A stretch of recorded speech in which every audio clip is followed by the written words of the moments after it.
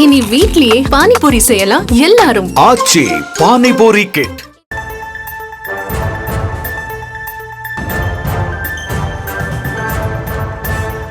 செந்தில் பாலாஜியின் ஜாமீன் மனுவை ரத்து செய்ய கோரி தாக்கல் செய்யப்பட்ட வழக்கு முடித்து வைக்கப்பட்டிருக்கிறது. அது குறித்தான அண்மை செய்தியை பார்த்து கொண்டிருக்கிறோம். விவரங்களை நம்முடைய செய்தியாளர் மதியழகன் வழங்க நாம் கேட்கலாம்.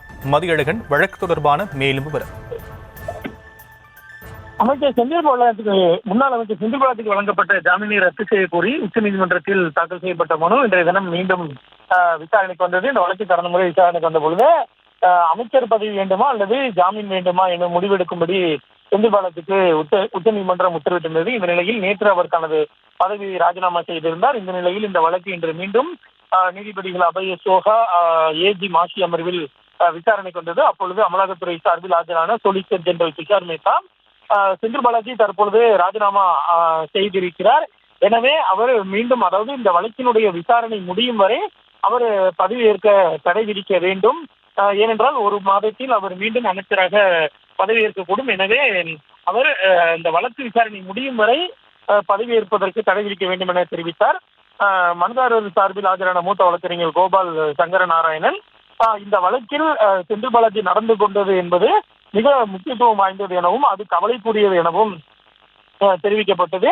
மேலும் இந்த வழக்கினுடைய விசாரணை முடியும் வரை செந்தில் பாலாஜி மீண்டும் அமைச்சராக பதவியேற்பதற்கு தடை விதிக்க வேண்டும் என மனுதாரர் சார்பிலும்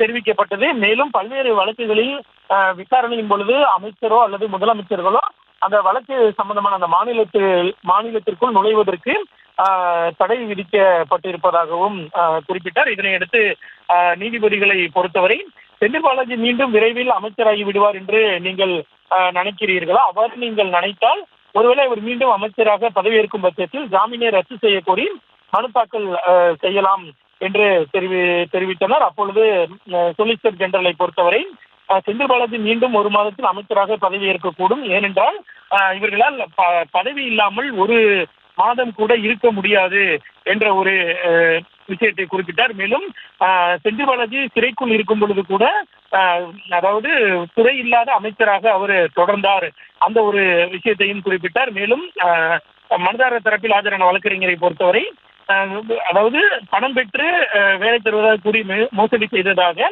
சென்னை மத்திய பிரிவு குற்றப்பிரிவு போலீசார் பதிவு செய்த வழக்கில் இதுவரை செந்தில் பாலாஜி கைது செய்யப்படவில்லை என்று தெரிவித்தார். இதற்கு பதிலளித்த செந்தில் பாலாஜி தரப்பு மூத்த வழக்கறிஞர் கபில் சிபில், அந்த வழக்கிற்கு எந்த சாட்சியமும் இல்லை, எந்த ஆவணங்களும் இல்லை, அப்படி இருக்கும் பொழுது எதற்கு செந்தில் பாலாஜி கைது செய்யப்பட வேண்டும் என்ற ஒரு கருத்தை தெரிவித்தார். இதனைத் தொடர்ந்து நீதிபதிகள் பிறப்பித்த உத்தரவை பொறுத்தவரை இந்த வழக்கு கடந்து வந்த பாதையெல்லாம் குறிப்பிட்டார்கள்.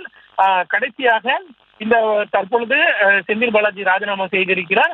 அந்த ராஜினாமாவானது ஆளுநரால் ஏற்றுக்கொள்ளப்பட்டு இருக்கிறது என்ற செய்தி அறிக்கை தங்களிடம் சமர்ப்பிக்கப்பட்டது.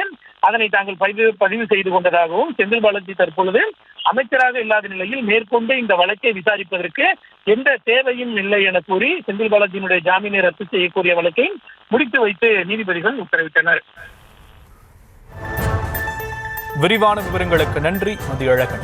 இனி வீட்லயே பானிபூரி செய்யலாம் எல்லாரும். ஆச்சி பானிபூரி கிட்.